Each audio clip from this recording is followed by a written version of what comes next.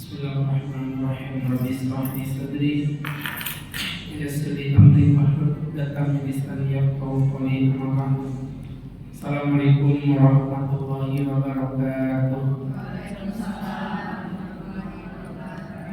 Alhamdulillahilladzi ghammara safqata ibadihi bila qa'ifi tahsisin tawlan wa imtinana Allafa baina qulubina asbahna bi nikmatihi ikhwan wa nazal ghilla min sudurina fadilna fid dunya asbiqu wa ikhwana wa fil akhirati rufaqa'a wa khillana. Allahumma salli wa sallim wa barik ala rasulillah sayyidina wa maulana wa habibina Muhammadin wa ala alihi wa sahbihi wa man tabi'ahum bi ihsanin qawlan wa fi'lan wa 'adalan ila yaumil qiyamah. Yaqulullahu ta'ala fi kitabihil karim wa huwa asdaqul qailin bi qawlihi a'udzu billahi minas syaitonir rajim ya ayyuhalladzina amanu taqullaha wa qulu qawlan sadida yuslih lakum a'malakum wa yaghfir lakum dhunubakum wa may yuti'illah wa rasulahu faqad faza fawzan 'azima. Hadratul muhtaramin, ibu-ibu jamaah kaum muslimat, jamaah majelis ilmu yang mencintai Allah dan insyaallah dicintai dan disayangi Allah Subhanahu wa ta'ala. Insyaallah ibu yang dimuliakan Allah, tidak berpanjang dan tidak berlebar di kajian spesial kita. Ya, kenapa kajian spesial? Karena dengan berat hati insyaallah ini merupakan kajian terakhir kita di tahun 1447 Hijriah. Artinya insyaallah ya betul ya, ini kajian terakhir di tahun 1447 karena pekan depan Selasa malam Rabu Senin malam Selasa insyaallah kita sudah berjumpa dengan tahun baru 1448 Hijriah. Baik ibu-ibu yang dimuliakan Allah, tidak berpanjang dan tidak berlebar, insyaallah kita langsung masuk pada inti kajian kita ya.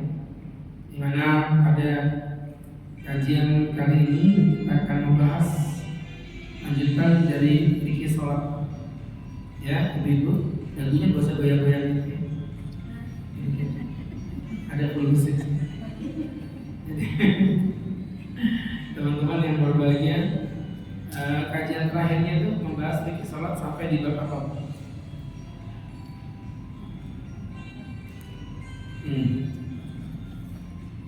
Dan ini yang penting. Ya fikih sholat sudah saya bilang, fikih sholat sampai di bagian apa? Ya. Kurang keras suaranya, karena ketabrakan suara.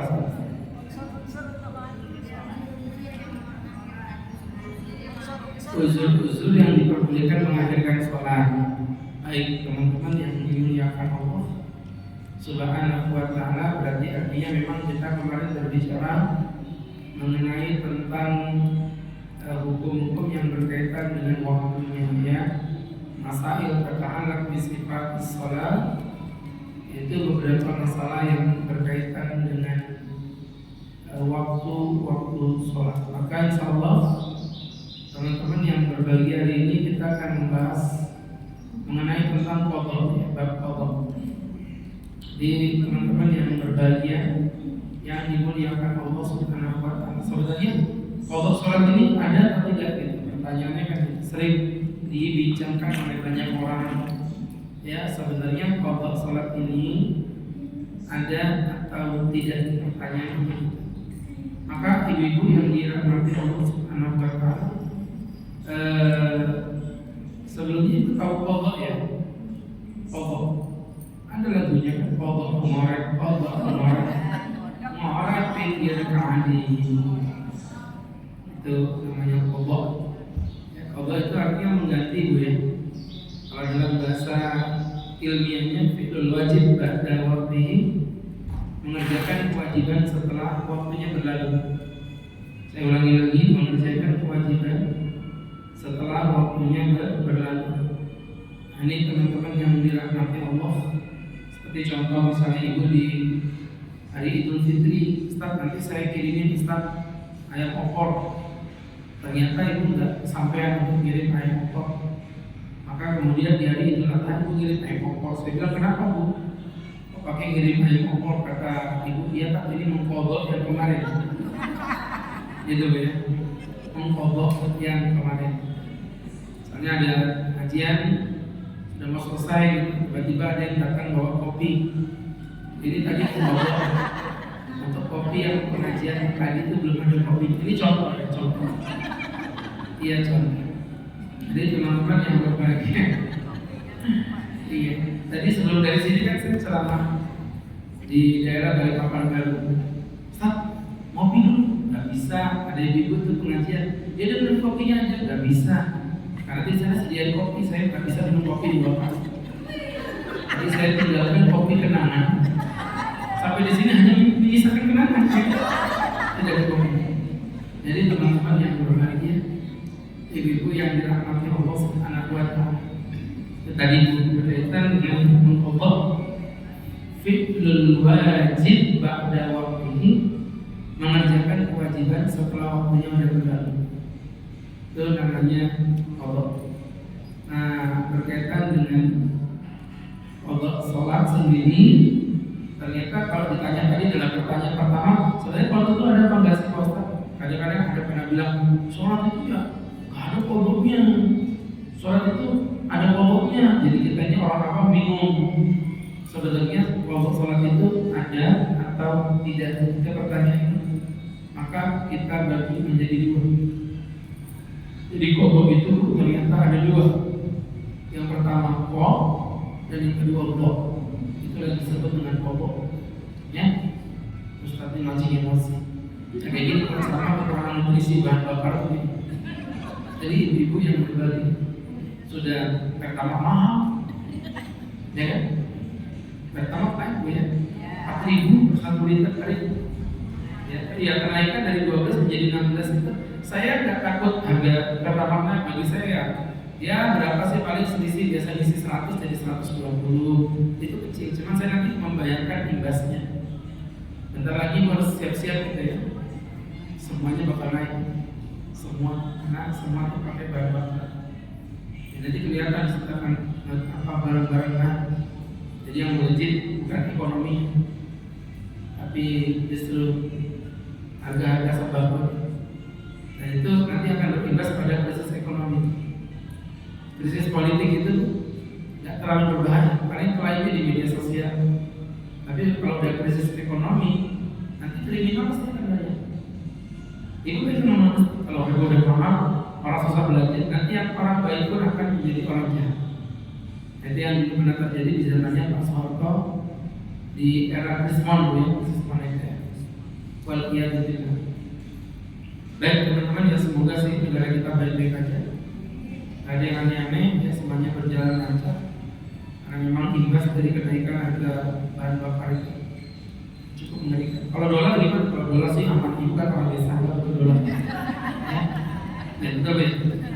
Orang desa kan nggak butuh dolar katanya. Saya nggak tahu siapa yang ngomong itu. Jadi teman-teman yang berbahagia, yang dirahmati Allah Subhanahu wa Ta'ala. Gimana ngomongnya? Teman-teman yang berbahagia dirahmati Allah Subhanahu wa Ta'ala. Qadha itu ada dua. Qadha itu terbagi menjadi dua. Yang pertama qadha dengan uzur, dan yang kedua adalah qadha tanpa uzur. Ya, teman-teman yang dimuliakan Allah Subhanahu wa Ta'ala. Ini mempertegas kembali sahabat-sahabatku yang dimuliakan Allah Subhanahu wa Ta'ala, bahwa qadha itu dengan uzur dan yang kedua tanpa uzur. Adapun yang pertama qadha dengan uzur, maka ulama sepakat, ya teman-teman yang berbahagia, saya ulangi lagi, Maka di sini ulama sepakat untuk mengatakan bahwa qadha dengan uzur itu wajib untuk diqadha. Artinya meninggalkan sholat dengan uzur itu tetap wajib baginya untuk diqadha. Nah, ini kalau ini ulama sepakat. Jadi di poin ini saya ulangi lagi, mengqadha bagi yang ada uzurnya itu ulama sepakat. Dalilnya tak banyak, misalnya Nabi bersabda terhadap orang yang tidur atau orang yang lupa.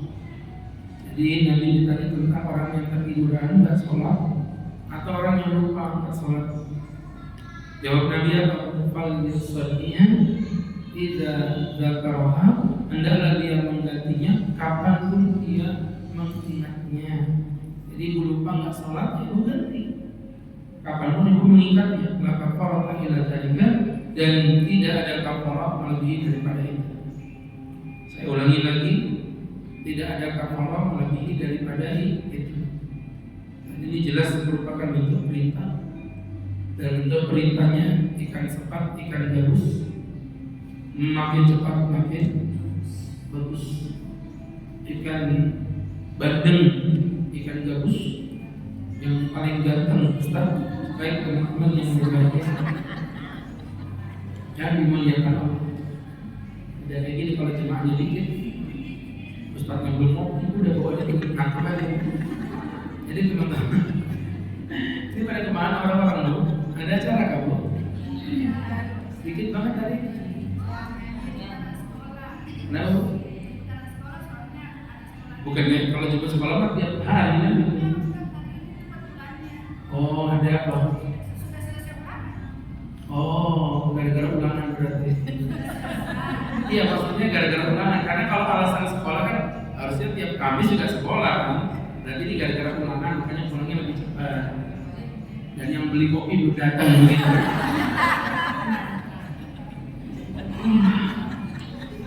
Jadi teman-teman yang berbahagia, yang dirahmati Allah Subhanahu wa taala. Bu? Nah, jadi kesimpulannya teman-teman yang berbahagia di titik ini ulama sepakatnya, barang siapa yang lupa sholat maka hendaklah dia mengqadhanya kapanpun dia mengingatnya. Barang siapa yang ketiduran dari sholat hendaklah dia mengqadhanya kapanpun dia bangun darinya. Jadi untuk yang punya uzur maka sepakat. Nah, uzurnya tadi yang dicatat terakhir tadi ada 4 uzur ya yang dicatat. Terserah kalian. Ada 4 kan ibu tadi ngomong pelajaran terakhir apa Bu? Ustaz ini uzur-uzur tentang sholat yang boleh mengerjakan sholat kemudiannya begitu ya. Ada 4. Yang pertama apa Bu? Coba. Apa? Tidur. Betul. Yang kedua Bu? Baru dijelasin kok lupa. Yang kedua baru saya jelasin tadi lupa itu. Jadi lupa itu gimana sih? Oh, uzurnya lupa. Sekarang kita jelasin uzurnya apa? Kok bisa lupa? Baik, udah biasa sama gila gitu ya. Jadi teman-teman yang berbahagia, uzurnya yang kedua adalah lali. Lali. Artinya lupa. Kemudian yang ketiga uzurnya karena apa kemarin? Ikrah. Apa ikrah kemarin? Oh, dipaksain. Masya Allah, catatannya bagus itu. Yang lain, awal. Ya, namanya ikrah. Disebut dengan paksaan. Itu yang dimuliakan Allah, jadi sesuatu yang dipaksa. Itu namanya ikrah. Kamu kalau sholat membunuh kamu, itu namanya uzur. Ya, kemudian yang ketiga, baru akhirnya yang keempat adalah hawadis tawarik. Jadi ini bersifat insidental. Kenapa cuma ibu aja bisa jawab yang lain? Entar dulu ini sudah dipelajari loh, bukan barang baru. Atau jangan-jangan yang 2 pekan lalu udah pada meninggal gitu? Woi, Bu, kenapa? Gak hadir. Jadi ada jadwalnya ya. Pekan ini kalian ya, pekan ini besok kalian biar nyenengin hati Ustaz aja pokoknya orang gitu. Jadi teman-teman saya ulangi lagi, ibu yang berbahagia akan 4 uzurnya. Yang pertama adalah tidur. Jadi orang ketiduran itu dengan catatan tidurnya bukan sesuatu yang terjadi dengan sengaja. Emang ada tidur dengan sengaja? Ada orang tidur begadang jam 2, terus kesiangan bangun jam setengah 7. Itu tidurnya tidak mundur. Kenapa? Itu sengaja, memang dia sengaja mau bangun siang dan tidur jam 2. Masa ia bisa bangun jam 4? Logik aja lah. Itu kalau dia ketiduran, berarti ketidurannya terjadi atas kesengajaan. Bukan betul. Tuh, jadi tidur tuh betul. Jangan kesalahan. Tiap hari usul, tidur.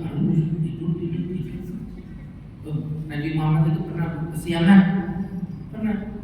Saya juga sama, kalau menjadi ustaz saya pernah kesiangan dulu, tapi sebelum nikah. Setelah nikah, alhamdulillah sudah jadi kesayangan. Jadi teman-teman yang dirahmati, dulu sebelum nikah suka kesiangan, setelah nikah jadi kesayangan. Jadi teman-teman yang berbahagia, ya yang bangunin pijitin kaki. Ayo bangun suamiku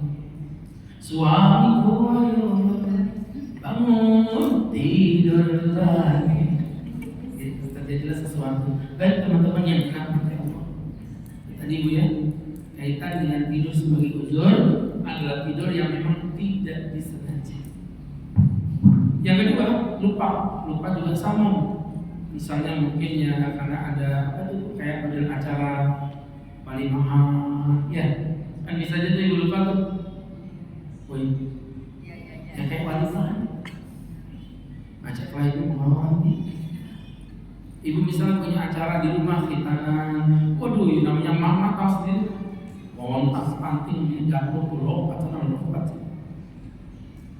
duduk berenang, kamu udah pulang alhamdulillah. Lagi santai-santai, aku belum duhur. Ini namanya lupa. Itu jadi uzur juga.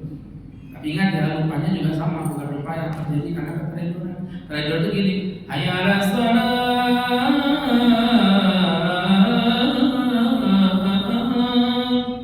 alah masih ada. Qad qamatis salatu, masih komat. Assalamualaikum warahmatullahi. Aman. Ya, teman-teman yang dirahmati Allah, masih panjang waktunya. Akhirnya kebablasan. Tidak sholat. Ini lupa, iya, tapi lupanya bukan uzur. Why? Kenapa Pak Ustaz? Karena ya tadi lupa itu berdasarkan atas kesengajaan dari dirinya. Ibu ya. Jadi teman-teman yang berbahagia itu sama teman-teman yang dirahmati Allah Subhanahu wa taala.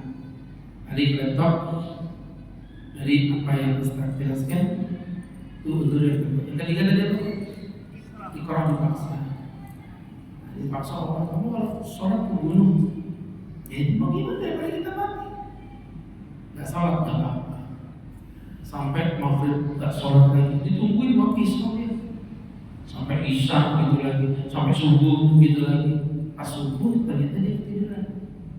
Ibu cepat-cepat wudu, ibu berarti sholat asar, maghrib, isya, subuh 3 menit jadi 1. Boleh. Itu yang disebut dengan opil, ya. Uzur. Jadi mancing emosi. Iya, luar biasa. Saya kemarin sore ngisi pengajian di PLN yang besar, PLN Nusa Daya. Terus malam tadi saya ngisi pengajian di BDS juga. Sekarang di BDS 1. Ya, udah runtuh gitu, kita masuk belakang di Universitas Mulia. Ya, jadi teman-teman yang berbahagia dan akhirnya ngopi. Baik, teman-teman yang dirahmati Allah Subhanahu wa ta'ala.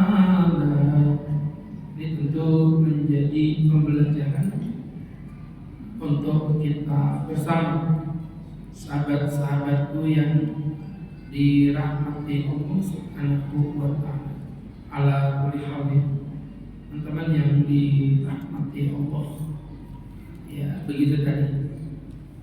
Baik, jamaah yang dirahmati Allah Subhanahu wa taala. Ini teman-teman yang berbahagia yang dirahmati Allah Subhanahu wa taala. Kami mempertegas kembali bahwa yang namanya dipaksa itu juga dosa. Ya sama aja kayak ibu, mohon maaf ya naudzubillah, Bu. Ibu berzina dosa. Kalau dipaksa, diperkosa, dosa nggak ibunya? Tidak. Laki-laki berzina dosa nggak? Dosa. Laki-laki dipaksa.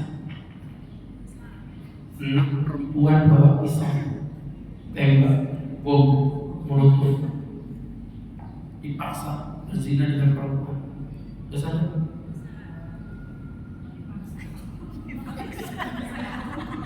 Kenapa? Ibu yang bertanggung jawab bertanggung jawab kenapa? Enggak usah pakai dalil, logika aja. Ya? Iya diancam. Kenapa sih egois banget ya perempuannya? Ibu berzina dosa, dosa. Dipaksa, tidak. Laki-laki berzina dosa, dosa. Dipaksa, dosa. Woi, saya ulangi lagi. Laki-laki dipaksa berzina. Dia sebut aja diperkosa. Namanya diperkosa itu betul-betul berarti diancam pisau. Nggak bisa melawan 5 perempuan. Dan itu ada kasusnya dulu di Eropa Afrika. Laki-laki diperkosa perempuan, masing-masing perempuan bawa pisau. Saya mau tanya, dosa nggak lakinya? Nah, ibu yang jawab enggak, alasannya apa? Karena dipaksa. Ibu jawab dosa, alasannya apa? Anunya itu apa? Anunya itu apa? Ngomong sih jelas apa? Hah? Ibu tadi menjawab apa ya? Jilbab biru, ibu tadi menjawab juga. Tadi bilang ada dipaksa, iya. Nah, justru kalau karena dipaksa ya, maksudnya nggak dosa. Ibu mendukung yang dosa atau nggak dosa? Nggak dosa. Oh, kalau nggak dosa sama dengan ibu, betul. Tinggal ibu aja. Apa alasan tadi jawab?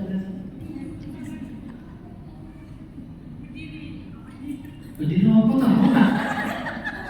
Ibu kenapa? Habis kayak hujan. Jadi teman-teman, ya jawabannya betul.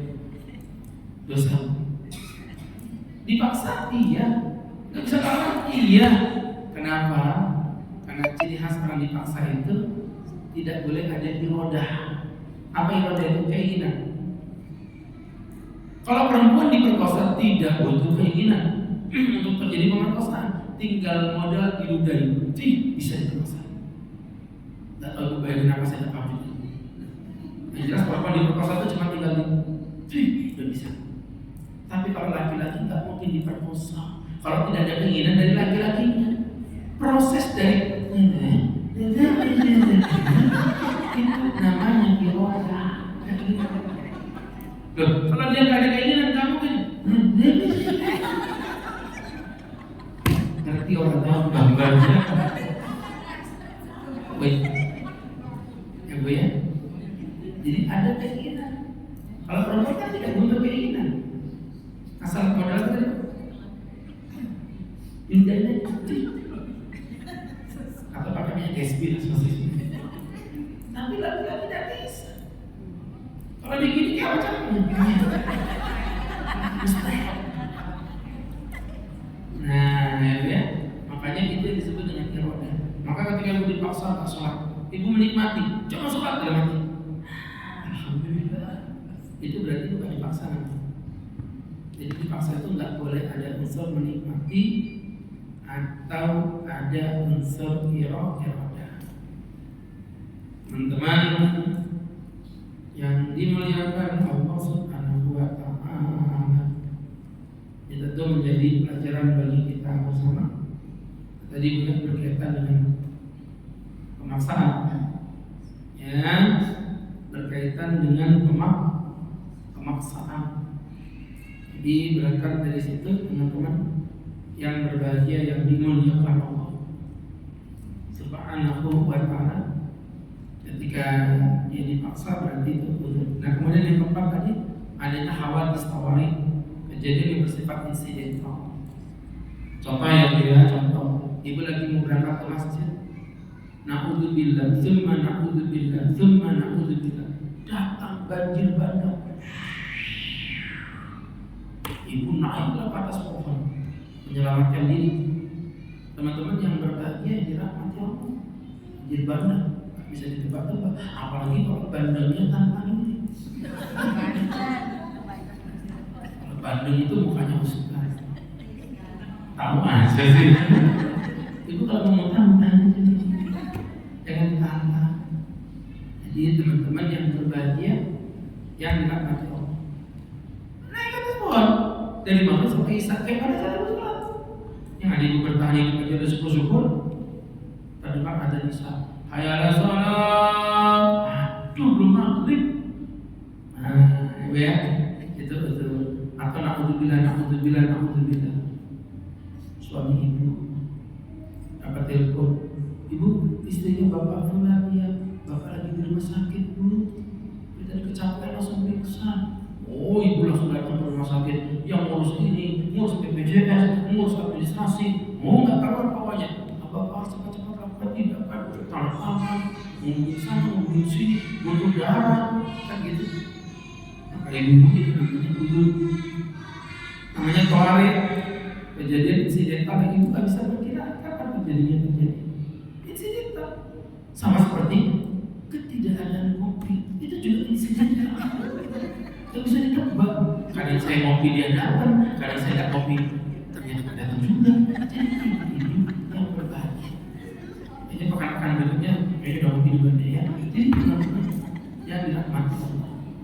Artinya kalau kita pelajari ibu, kalau kita pelajari orang yang dengan uzur maka wajib qadha. Dan di titik ini ulama sepakat. Adapun yang kedua, apabila meninggalkannya tanpa uzur, di sini ulama berbeda pendapat. Yang mana mayoritas ulama mengatakan tetap wajib qadha, tetapi sebagian ulama, minoritas ulama mengatakan tidak wajib qadha. Adapun orang yang mengatakan tidak wajib qadha, itu landasan mereka cuma satu, karena Nabi Muhammad SAW tidak pernah mewajibkan qadha bagi orang-orang yang memang meninggalkannya tanpa uzur. Jadi maksudnya tidak ada dalil kata mereka. Sedangkan tadi kan sudah saya sampaikan ada dalil tapi berkaitan tadi dengan uzur. Nah, maksudnya mayoritas ulama kalau dengan uzur aja wajib qadha, apalagi dengan yang tidak wajib, dengan yang tidak punya uzur. Nanti nggak sih bu? Ibu melanggar aturan dengan uzur aja saya denda, apalagi kalau ibu meninggalkan aturan tanpa uzur, bisa denda lagi lah. Kenapa ibu tidak pakai helm? Maaf pak polisi, tadi helm saya dicolong orang, itu saya sebagai polisi tetap denda. Apalagi gitu, kenapa nggak pakai polisi? Aduh, nggak tahu kalau pakai helm pak polisi, saya denda 2 kali bisa jadi itu. Kenapa? Karena ada bentuk pelecehan. Ya ibu yang berbahagia, yang dirahmati Allah. Dan dari dua pendapat tadi itu, pendapat yang lebih rajih, pendapat yang lebih kuat adalah pendapat mayoritas ulama dari 4 mazhab yang mengatakan tetap wajib qadha. Ini pendapat 4 mazhab. Bahkan Al-Imam Asy-Syafi'i, Imam Nawawi mengatakan telah terjadi ijma'. Imam Nawawi telah mengatakan telah terjadi ijma'. Ini teman-teman yang berbahagia, ya. Ijma' itu adalah kesepakatan ulama dalam satu produk hukum, dalam satu masa yang sama. Itu namanya ijma'. Nah, kalau ijma' ulama sepakat ya, teman-teman yang dirahmati Allah Subhanahu wa ta'ala.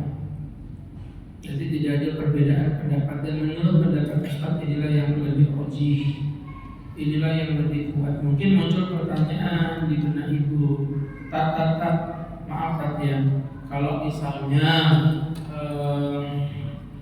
orang yang meninggalkan sholat boleh mengqadha, nanti bukannya jadi kayak meremehkan kenapa sholat subuh nanti kan bisa diqadha. Jadi mindset itu, ibu utang sama saya 100.000, asal ibu balikin 100.000, ya udah aman. Itu mindset yang keliru. Tidak begitu cara berpikirnya. Salah, bukan begitu. Cara berpikirnya bukan begitu. Cara berpikirnya begini, Bu. Bahwa meninggalkan sholat dengan uzur wajib qadha, tapi qadhanya tidak berdosa. Sedangkan orang yang meninggalkan sholat dengan tanpa uzur, dia juga wajib qadha, sama. Tapi bedanya qadhanya berdosa, berarti nanti wajib ditambah dengan satu lagi. Apa ya? Kalau ada dosa tambah apa? Tambah taubat dan nasuha.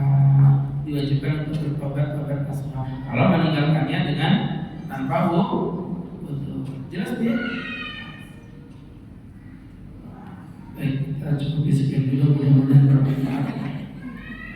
Ditanya jawab itu loh. Jelas ya? Ya, dari ngomong. Jadi teman-teman yang dimuliakan Allah Subhanahu wa ta'ala. Dan tadi kalau dengan tanpa hukum. Sekarang prakteknya tak piye caranya qadha itu, Pak Ustaz? Yang pertama, bahwa qadha dilakukan sama dengan sholat pada umumnya. Yang membedakan hanya niat. Jadi yang ibu biasa lihat, ada lillahi ta'ala. Nah, adanya itu diganti dengan qadhaan. Adaan jadi qadhaan lillahi ta'ala. Jelas ya? Itu nanti bedanya begitu antara qadhaan dengan adaan. Itu poinnya. Jadi yang membedakan teman-teman yang dimuliakan Allah Subhanahu wa ta'ala itu hanya antara qadhaan dengan adaan. Ustaz, yes. Apakah wajib diqadha secara spontanitas? Menyegerakan. Kalau anjurannya pasti, tadi kan sudah satu skill juga tadi kalau untuk anjurannya. Tapi kita bahas ini apakah wajib? Menurut pendapat Imam Malik, Imam Ahmad, Imam Malik dan Imam Ahmad mengatakan yes, wajib spontanitas. Dan menurut pendapat yang kedua, yaitu pendapat Imam Syafi'i dan Imam Abu Hanifah, tidak wajib spontanitas. Ya, saya ulangi lagi, tidak wajib spontanitas. Jamaah yang dirahmati Allah Subhanahu wa ta'ala, kami mempertegas kembali dari apa yang Ustaz sampaikan. Teman-teman yang berbahagia, yang dimuliakan Allah, Syafi'i dan Imam Abu Hanifah tidak mengatakan tidak wajib spontanitas. Dan pendapat ini menurut Ustaz lebih rajih. Pendapat ini menurut Ustaz lebih rajih, lebih kuat. Sahabat-sahabat itu yang dimuliakan Allah Subhanahu wa ta'ala. Lanjut lagi Bu ya. Kenapa Ustaz lebih mentarjih pendapat Imam Syafi'i? Karena gini Bu, prinsipnya kalau ada mengqadha mengganti, ya betul, kita setuju. Ikan cepat, ikan gabus tadi kan, makin cepat makin bagus. Tapi maaf, yang kita bahas bukan lebih afdal mana, lebih baik mana. Kalau itu sudah jelas. Yang kita bahas ini boleh apa tidak ditunda. Dan Imam Syafi'i tadi mengatakan boleh. Kenapa Ustaz diambil lebih wajib? Ya ceritakan yang Nabi pernah kesiangan. Nabi sama sahabat pulang dari safar, tidur di dalam gua. Bangun-bangun, ternyata matahari sudah meninggi setinggi tombak. Berarti udah mulai pagi, siang. Nabi bangunin sahabatnya, terus Nabi bilang begini, ayo kita ambil kendaraan masing-masing, kita mau mengqadha sholat tapi jangan di tempat ini. Hadal makan alladzi khawwarahu syaitan, tempat ini sudah dikuasai oleh syaitan. Jadi tempat di mana kita ketiduran, kesiangan nggak sholat, itu tempat sudah dikuasai syaitan. Kata Nabi, ayo kita pindah. Ini habis. Kalau dipraktekin, ibu-ibu tiap hari pindah. Karena tiap hari kesiangan. Jadi Nabi tidak dibuat. Selesai bangun, ternyata matahari yang mulai meninggi. Ayo ambil kendaraan masing-masing, kita cari tempat lain. Nabi cari tempat lain untuk mengqadha. Disitulah kata Imam Syafi'i, andai kata ibu-ibu yang dimuliakan Allah, tarawih, mengakhirkan qadha itu terlarang, itu tercela. Berarti Nabi sudah tercela. Berarti Nabi sudah tercela. Dan tidak ada orang mengatakan Nabi tercela, orang bodoh yang mengatakan sedemikian. Jadi pokoknya prinsipnya tadi ya, kalau masalah ikan sepat, ikan gabus menyegerakan, udah nggak usah dibahas. Nanti mau shopping beribadah bersuka ditunda-tunda. Sudahlah, cukup kopi kenangan saja yang datang itu ditunda-tunda, ya kan? Nah, ini datang, gitu. Ini ditunda-tunda. Yang nggak sah resepnya juga kayaknya. Jadi itu mah ibu nyusahin pulang itu. Masya Allah, bercanda bu, ya Allah, diseriusin jadi enak. Jadi teman-teman yang berbahagia, ibu, terima kasih bu, berkah selalu, effortnya luar biasa. Gojek jadi korban ya. Jadi teman-teman yang berbahagia, itu jadi pelajaran bagi kita bersama. Ibu, ini bukti ikhtiar tidak mengkhianati hasil. Ya Allah, baik seperti itu. Kemudian yang membeli kopi dibalas sama Allah, rezekinya makin lapar, suaminya makin setia, keluarganya makin bahagia, pelakor-pelakor akan menjauhi suaminya. Ibu ya, baiklah. Kayaknya minggu depan kopinya jadi tinggi segini lebih banyak. Teman-teman yang berbahagia. Nah, jadi kesimpulannya, qadha itu boleh diakhirkan. Paham ya? Nah. Kemudian berikutnya yang ketiga, bahwa qadha tidak wajib tertib, tidak wajib berurutan. Menurut Imam Syafi'i, sedangkan mayoritas ulama mengatakan wajib berurutan. Jadi di sini memang kalau kita perhatikan, sepertinya ada khilaf di antara ulama. Teman-teman yang berbahagia, mayoritas ulama mengatakan qadha wajib urut. Nah, Imam Syafi'i mengatakan tidak wajib urut, hanya sunnah saja.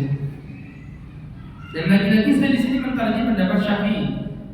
Ibu mau tahu kenapa? Padahal kan di situ namanya sholat urut, oke, memang Nabi mencontohkannya urut, tapi tidak semua contoh dari Nabi itu dijadikan wajib.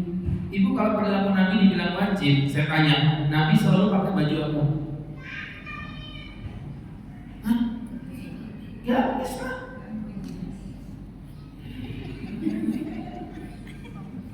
Siapa di sini yang mau bilang pakai gamis itu wajib? Nah, Nabi yang buka puasa makan apa? Ada nggak yang bilang makan kurma wajib karena Nabi selalu makan kurma? Perilaku Nabi tidak menunjukkan wajib. Yang menunjukkan wajib bukan perilaku Nabi, tapi apa? Perintah. Ya, perintah. Seperti itu. Di teman-teman yang berbahagia. Tuh maksudnya.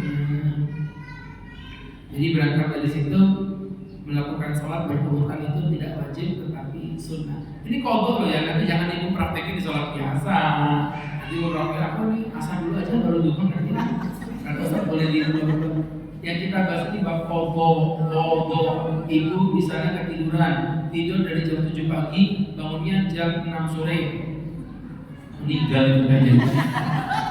Ya mungkin aja dia gak tidur 2 hari karena minum kopi kenangan. Jadi masya Allah, ibu-ibu yang dirahmati Allah Subhanahu wa Ta'ala, coba ya kalau kita pelajari ibu yang berbahagia, maka bisa kita ambil dari garis kesimpulan bahwasanya sholat itu ibu-ibu yang dimuliakan Allah itu tidak wajib berurutan untuk mengkodoknya, dan ini pendapat Imam Syafi'i. Namun walaupun mengkodok itu tidak wajib berurutan, ulama intinya sepakat bahwa anjurannya tetap berurut. Ya, nah yang diurut mana dulu? Ya, tergantung mana yang paling capek. Ya, urut.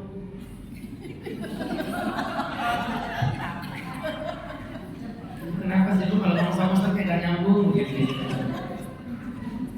Jadi, macam betul mana yang diurut duluan, mana yang paling capek? Orang betul kok dimarahin. Jadi ilmunya cak lontong nih. Baik. Jadi gitu Bu, yang diurutkan berdasarkan sholatnya, gitu Bu ya.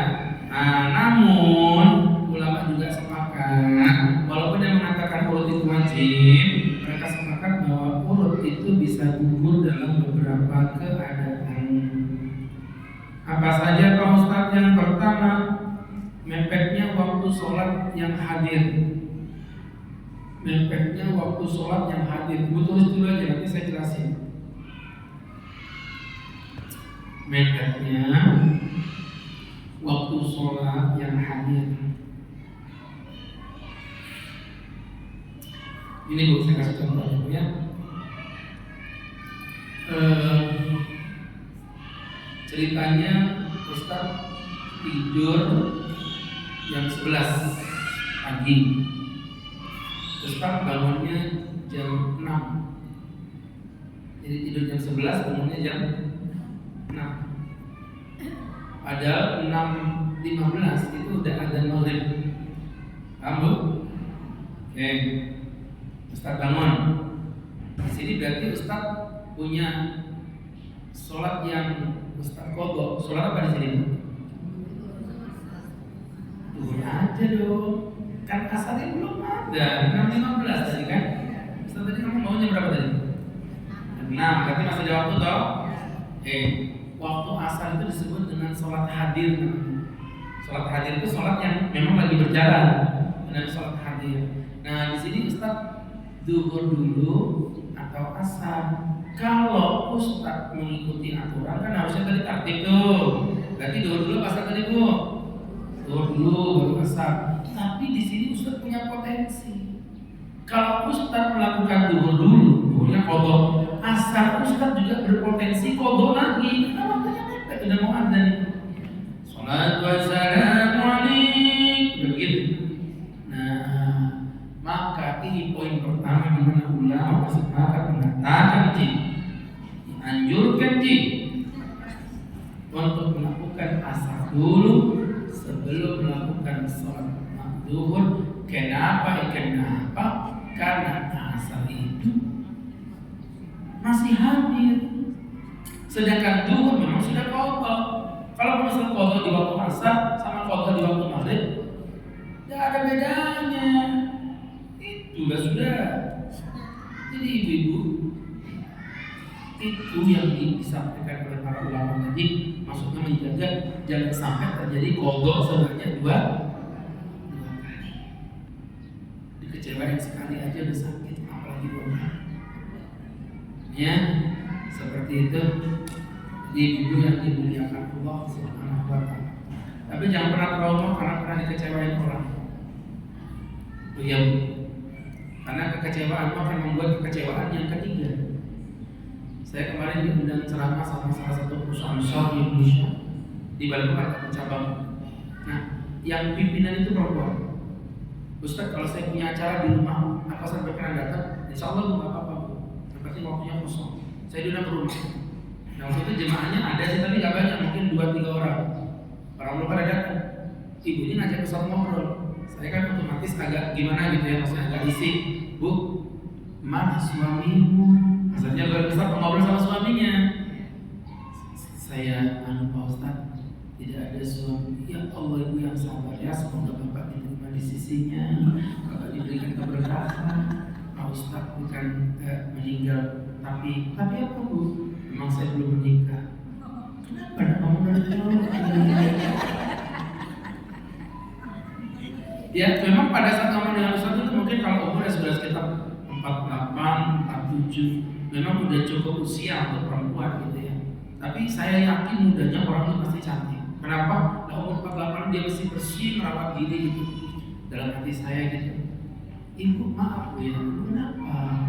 Udah umur 48 mau nikah, padahal kan lihat fisiknya dia bagus, ekonomi juga. Ibu nanti saya diundang di salah satu komplek elit di daerah Grand City. Akhirnya saya bilang, ibu kenapa? Saya akan kecewain laki-laki Pak Ustaz.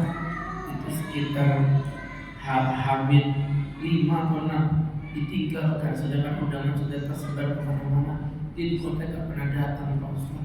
Tapi bodohnya saya waktu itu saya udah curiga, kok dia tuh gak pernah mau menemukan saya dengan orang tua. Katanya itu orang tuanya datang pas hari pernikahan. Itulah bodoh saya Pak Ustaz. Semenjak itu saya sakit hati. Ya Allah, Mbak, tidak semua laki-laki contohnya aku mau mencintaimu. Oh iya, hanya semua. Gimana? Kalau dan akademi kalau jadi Masya Allah. Yang dirahmati Allah ya. Gitu Bu, maksud saya bilang, ibu pernah naik mobil, pernah Ustaz. Di mobil itu kaca mana yang paling lebar? Bagian depan Pak Ustaz. Kaca mana yang paling kecil? Di spion Pak Ustaz. Ibu tahu pelajarannya? Apa Pak Ustaz? Kau diminta Allah untuk lebih banyak menghadap ke depan daripada menghadap ke belakang. Boleh kita menghadap ke belakang sesekali, seperti kau lihat spion. Coba kau melaju 100 meter, tapi lihat spion ini. Jadi saya pastikan adalah hari terakhir ini. Ya kan? Artinya apa? Boleh kita melihat masa lalu, boleh sebagai evaluasi Mbak. Tapi jangan dijadikan sebagai patokan. Aku pernah disakiti laki-laki, berarti kalau aku nikah lagi aku boleh sakiti seperti itu. Jangan. Bismillah. Ya, kalau kamu betul-betul cari yang baik, insya Allah saya bantu. Tapi niatnya menikah betulan. Dia bilang, ya saya masih belum bisa Ustaz, saya masih sakit hati. Ya udah kamu belajar sampai kapan kamu siap, insya Allah. Ya. Nanti kita ikhtiarkan. Sayang Bu. Kita ikhtiarkan. Sayang diangguri. Jadi ibu yang dimuliakan Allah. Iya. Fisik dapat, harta banyak, jabatan ada, gak nikah. Gimana coba Bu ya? Iya. Sedangkan ada fisiknya pas-pasan, duit gak banyak, ya nikah aja. Jadi ibu-ibu yang berbahagia. Ya Bu ya, Masya Allah. Betul Bu. Insyaallah tadi kaitan dengan apa namanya waktu sholat yang mepet. Kemudian yang kedua, takut kehilangan berjamaah. Takut hilang berjamaah. Jadi harusnya duhur baru asar. Saya mau qada duhur dulu sampai di masjid. Tapi qadarullah-nya apa? Qadarullah-nya sampai di masjid ternyata qomat asar. Qad qamatis salatu, qad qamatis salat. Allahu akbar, Allahu akbar. La ilaha illallah. Mungkin di kelompok asar dulu, dulu asar dulu sama jemaah. Sholat berjamaah dulu. Asar dulu. Paham ya? Baru kemudian nanti bikin itu. Itu yang kedua. Kemudian yang ketiga adalah kehilangan sholat yang tidak mungkin dilakukan sendirian. Sholat yang tidak mungkin dilakukan sendirian. Contohnya apa? Sholat Jumat.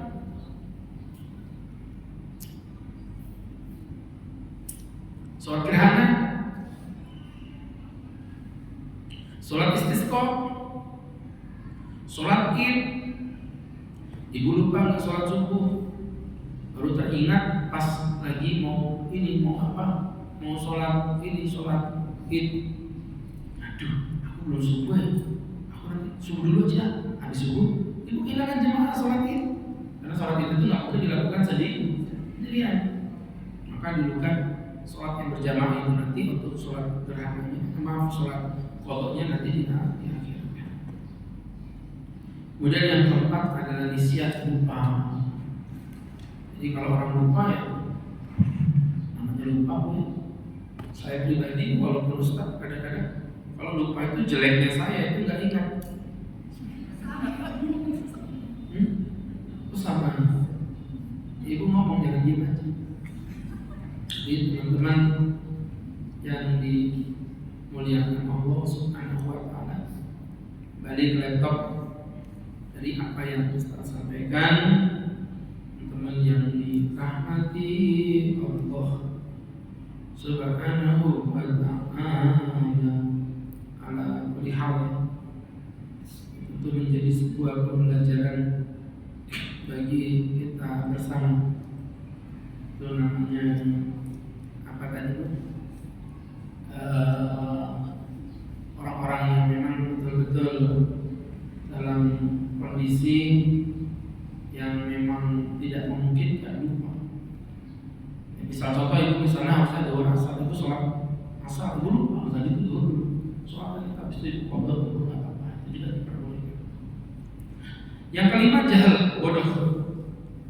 Jadi memang de facto dia tidak teman-teman yang berbahagia yang dirahmati Allah, dia dalam kondisi ya bodoh. Dia tidak menyadarinya, ya teman-teman yang dirahmati Allah Subhanahu wa ta'ala, ya jamaah yang dirahmati Allah Subhanahu wa ta'ala. Yang mempertegas kembali namanya jahal bodoh. Begitu Bu ya, insyaallah teman-teman yang berbahagia yang dirahmati Allah Subhanahu wa ta'ala. Kata hukum baik. Kemudian berikutnya selesai Bu yang 5 tadi kan Ustaz ngomongin tentang pengecualian diperbolehkannya tertib, itu sudah selesai. Nah, sekarang kita poin berikutnya.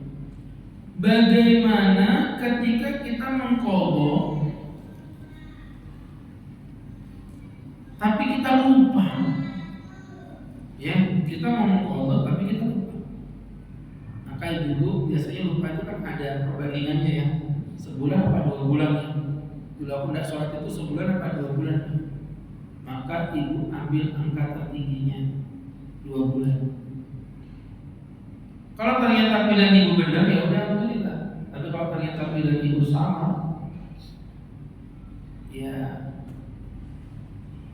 salah.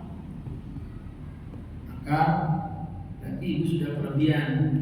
Nah, kelebihan itu nanti dianggap sebagai sholat sunnah. Aku kemarin nggak sholat seminggu apa 2 minggu ya, 2 minggu.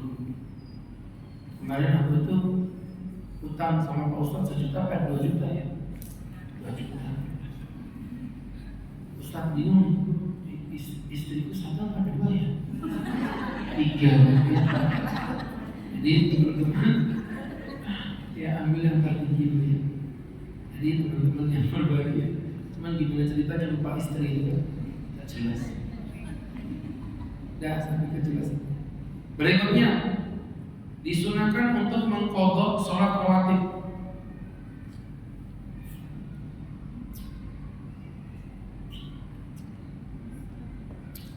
Disunahkan mengqadha untuk sholat rawatib, sunnah rawatib. Ibu tahu sholat rawatib?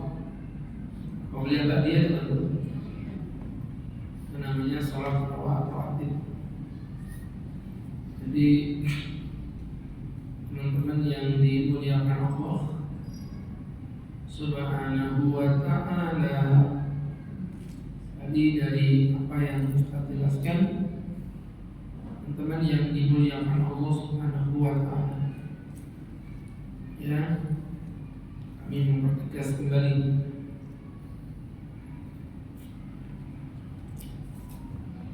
sahabat-sahabatku yang dirahmati Allah Subhanahu wa taala. Namanya sholat rawatib. Sholat apa tadi namanya tuh? Rawatib. Jadi qobliyah subuh itu baru dapat dilakukan setelah subuh. Tapi sebagai Allah, bukan ba'diyah, ya tetap qobliyah. Yang namanya juga qadha ya berarti apa? Ciri khasnya apa? Ciri khasnya harus dilakukan memang dengan uzur, bukan sengaja.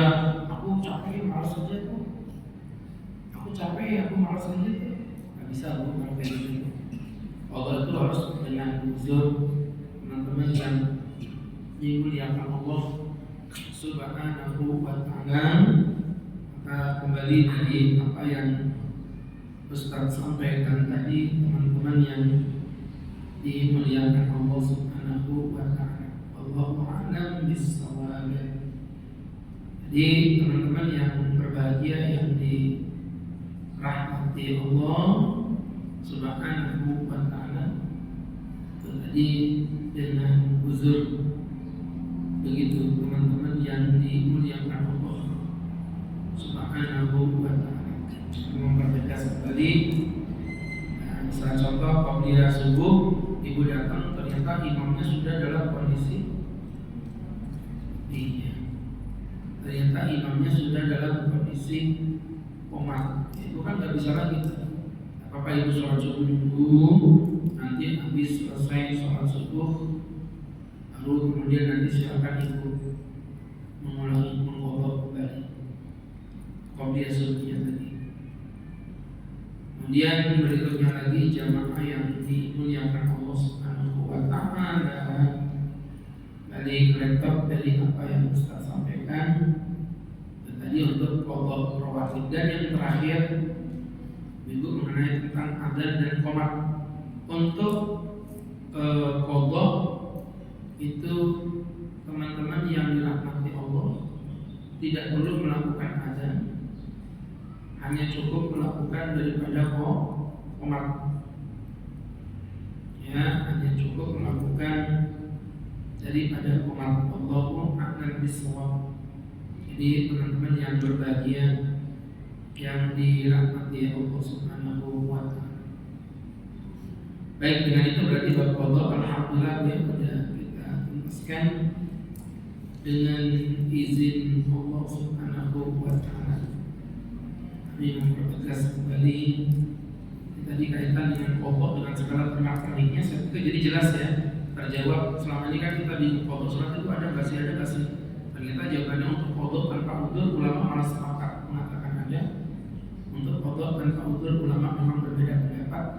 Artinya ada sebagian ulama yang mengatakan memang tidak perlu diqadha, tapi pendapat yang lebih rajih dari pendapat mayoritas ulama tetap wajib hukumnya untuk diqadha. Wallahu a'lam bissawab. Baik. Silakan buat teman-teman yang mau bertanya, kami berikan kesempatan.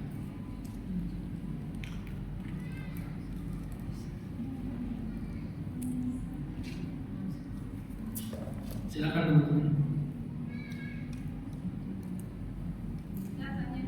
Silakan. Kalau kita ingin memfoto sholat-sholat yang lalu, kalau kita ingin memfoto sholat-sholat yang lalu yang kita lupa ya kita pernah tidak melakukannya, itu anjurannya tertibnya apakah dilakukan pada saat sholat waktu sholat itu atau boleh kapan saja gitu?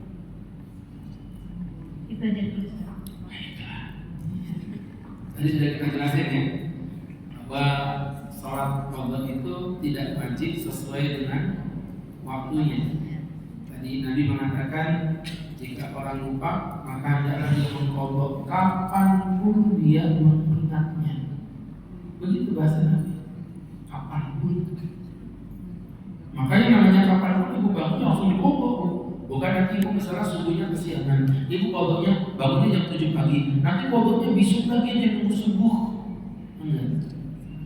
Kenapa? Karena tidak ada yang tahu umur kita sampai apa enggak ya. Kalau ternyata na'udzubillah, tsumma na'udzubillah, ya, ternyata na'udzubillah, tsumma na'udzubillah, ya, ternyata yang seperti itu terjadi, ya kita menjadi orang yang merugi dan na'udzubillah, ya, rugi banget kita nanti jatuhnya. Baik, saya pikir jelas teman-teman yang berbahagia. Jadi kesimpulannya, qadha tidak mesti nunggu waktunya. Qadha subuh dilakukan di waktu zuhur, asar, maghrib boleh, tidak mengapa. Baik, seperti itu. Dan yang lain, Assalamualaikum warahmatullahi wabarakatuh. Ustaz mau nanya, bagaimana kalau sholat tahajud tobat atau hajat itu bisa juga dilakukan qadha, Ustaz? oh, jadi tahajud apakah boleh diqadha? Ya, boleh diqadha, tapi nanti ada catatan Bu ya. Pertama, ibu meninggalkannya dengan uzur. Ini poin yang pertama dulu, teman-teman yang dimuliakan Allah Subhanahu wa Ta'ala. Kemudian yang kedua, mengqadhanya tidak boleh sampai zuhur, ya, tidak boleh sampai zuhur. Artinya maksimal di sebelum zuhur. Dan yang ketiga, Anda termasuk orang yang membiasakan. Ini yang terpenting. Anda termasuk orang yang memang membiasakan. Anda biasa tahajud. Kata Allah, ternyata ibu-ibu yang berbahagia, ibu ketiduran, kesiangan, maka yang seperti itu ibu diperbolehkan mengqadhanya. Tapi kalau ibu tidak pernah tahajud, tiba-tiba bangun main kobok aja, siapa Allah? Ya, main kobok aja. Nah, itu yang seperti itu tidak diperbolehkan. Teman-teman yang dimuliakan Allah Subhanahu wa Ta'ala. Baik, saya pikir jelas. Assalamualaikum warahmatullahi wabarakatuh. Assalamualaikum warahmatullahi wabarakatuh. Ya maaf Pak Ustaz, saya lama sekali tidak mengikuti kajian Ustaz tentang fikih. Karena uzur Ustaz. Saya ingin bertanya masalah qadha. Saya ingin mengqadha, tetapi saya tidak tahu waktunya. Masalah tadi Ustaz pernah bilang, misalkan kalau kita tertinggal 1 bulan harus kita bayar 2 bulan. Kalau kita lupa waktunya, kalau bingung, oh ya bingung menentukan waktu ya Pak Ustaz. ya. Nah kalau waktu saya dulu misalkan mulai dari balik, nah saya nggak tahu Pak Ustaz keterbatasan ilmu dan mungkin konstitusi zaman jahiliyah yang saya tidak melakukannya. Terus setelah dewasa juga ada, mungkin dengan adanya kesibukan ya belum begitu ini, pengetahuan juga masih minim sekali. Nah bagaimana cara saya untuk mengqadha dengan masa yang begitu panjang? Terus apakah saya mengqadha itu harus disesuaikan dengan waktu sholat? Sedangkan saya sholat zuhur ini saya ada waktu panjang, saya ingin mengqadha beberapa waktu sholat. Apakah bisa begitu? Terus yang kedua, apakah saya dalam melakukan sholat wajib dalam situasi yang pikiran tidak kegabuan, misalkan saya kacau gitu, nggak khusyuk, setelah sholat hati saya kok kurang sreg gitu melakukan sholat tadi. Terus apakah boleh saya mengulang sholat yang tadi? Terima kasih. Terima kasih. Atau nanya ke mana lompat sana. Baik, saya ulangin lagi ya teman-teman ya. Saya udah terjawab semua tadi untuk yang poin pertamanya tadi 21. Qadha itu lakukan sesuai yang kau tinggalkan. Cuma kalau Anda bingung, tadi kan saya gitu ya. Kalau Anda bingung, ambil yang tertinggi. Analoginya kalau memang ternyata pilihan Anda benar, ya katakan alhamdulillah. Tapi kalau ternyata kita sama, berarti kan kelebihan nih. Kalau tinggi kan kelebihan, maka lebihnya itu nanti akan dihitung sebagai sholat sunnah. Jadi memang aturannya begitu. Kalau Anda bingung, sebulan apa 2 bulan ya 2 bulan. Tapi kalau Anda sudah yakin sebulan, ya sudah 2 bulan, sebulan aja. Sesuai dengan apa yang Anda yakini. Jadi gini tuh, kalau Anda mengatakan lupa, plain 100% kayaknya enggak deh. Tetap ada, namanya lupa itu tetap ada perkiraannya, ya. Maka kita ambil poin tadi yang tertinggi, perkiraan ibu tadi poin tertingginya berapa, kan gitu. Setelah kita ambil poin tertingginya kita sholat. Ternyata itu kelebihan, nggak apa-apa, nanti jadi sholat sunnah. Kok ternyata itu kekurangan juga nggak apa-apa. Kenapa? Nanti bisa ditambah dengan keberadaan sholat-sholat sunnah. Jadi semua ada solusinya. Tapi kalau yang salah itu yang tidak mau mengkodok, udah nanti aku sholat sunnah sama aja tuh mengkodok, itu beda. Salah dia itu ngomong gitu. Ya berkaitan dengan waktu. Jadi sudah juga tadi ibu yang di belakang tanyakan tadi sudah kami jawab. Ya jawabannya apakah sesuai waktu bu? Kodok apakah sesuai waktu? Tidak. Ya, jadi nggak ada harus duhur waktu duhur enggak. Ya, itu poin yang pertama tadi. Kemudian poin yang kedua tadi ngomong apa tadi? Ya. Kalau sholat yang kita tidak khusyuk. Ada. Maksudnya bukan khusyuk. Iya, Pak. Sholat itu yang diulangi hanya yang batal. Masalah itu tidak khusyuk, pikiran ibu berlambiar kemana-mana, bla bla bla, itu mengurangi kualitas sholatnya. Tapi apakah itu membatalkan? Walaupun kita tidak serp dengan sholat kita tadi, tetap selesai. Muter aja terus kayak gasing ya. Udah dibilang yang diulangi hanya membatalkan. Tidak serp. Andaikan pembatal sholat tidak serp, gitu. Tidak ada. Ibu kalau ngomong kayak begitu, semua ibadah harus diulangi. Ayo yang pulang haji, yang bilang hajinya sempurna, sini saya mau tanya. Orang lagi sana haji. Menderita memang itu. Pengajian ini ibu pikir selama saya serap. Udah. Gimana kita udah kapan lagi? Itu nanti jadinya penyakit apa? Was-was. Orang was-was tuh gitu. Nah, nanti yang ada justru karena ibu sholatnya tidak serap, maka itu jadi motivasi untuk hari esok ibu harus lebih serap begitu, ya. Tapi jangan mengulangi sholat gara-gara tidak serap. Yang dikulangi cuma yang batal, yang batal saja. Wallahu a'lam bishawab. Assalamualaikum warahmatullahi wabarakatuh. Assalamualaikum. Izin bertanya Ustaz, bagaimana jika lupa rokaatnya waktu sholat? Lupa apa dapat 3 rakaat, apa dapat 4 rakaat, gimana ini? Nabi Sallallahu Alaihi Wasallam bersabda, "Idza syakka ahadukum fi sholati," jika dia bimbang dalam sholatnya, as-sholat salatan apakah 3, arba'an atau 4, kata Nabi, "Falyakhud bil yaqini," ambil yang meyakinkan, wal yutruk bisyubhat, buang yang meragukan. 3 sama 4 itu yang meyakinkan, yang mana guys? Ini titik ya, 1, 2, 3. Saya buat titik lagi ya, 1, 2, 3, 4. Yang bisa dilingkari angka berapa nih?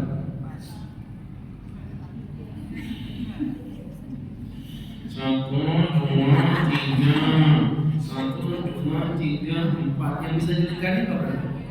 Angka 3 kan gitu, ketemu di 3. Yang 1 kan belum meyakinkan ini. Maka kalau ibu bimbang 3 sama 4, 3. Itu ya. Ambil yang meyakinkan, wal yutruk bisyubhat, buang yang meragukan, yang keempat tadi meragukan. Sama kayak tadi. Kalau ternyata itu benar, alhamdulillah. Kalau ternyata itu salah, maka rakaat kita bertambah jadi 1, dari 4 jadi 5. Itu sedekah yang kau berikan kepada Allah. Begitu. Syukran Ustaz. Sama-sama.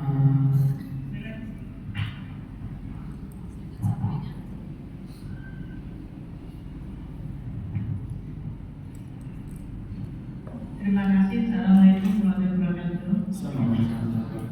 Salah satu syarat dokter tadi kan uzur ya, jadi kan tidak disengaja. Kalau kita ini kan sering bawa anak tur gitu ya, tetapi di jadwal itu sering dikodok, berarti kan disengaja karena kita dalam perjalanan. Itu diperbolehkan atau tidak? Terima kasih. Kayaknya ada yang salah tuh ya. Yang kita bahas tadi bab qadha, sedangkan yang ibu bahas ini bab jamak qasar. 2 hal yang berbeda ya. Nah, kalau jamak itu nanti lain masalah. Ya kalau kita bicara tentang jamak itu mengenai tentang safar yang jauh, maka memang secara hukum Islam kita diperbolehkan untuk menjamak. Sedangkan qadha tadi itu memang faktanya ada suatu sholat yang tidak ada udzur, harusnya wajib dilakukan pada waktunya, tapi kita tidak bisa melakukannya. Nah, itu yang disebut dengan qadha. Jadi sekali lagi kalau untuk safar itu namanya jamak qasar selama safarnya memenuhi syaratnya. Nanti ada pelajarannya, itu panjang. Salah satu syaratnya melewati 88,704 km perjalanan, maka itu boleh melakukan jamak qasar. Begitu.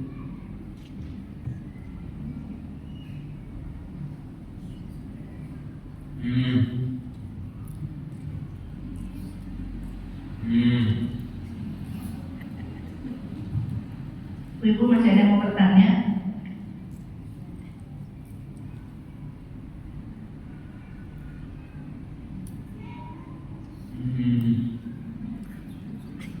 Ada yang mau bertanya? Kayaknya ada sudah ter. Baik, sekarang kita lagi semangat belum kenangan ini. Baik, kita cukup di sini.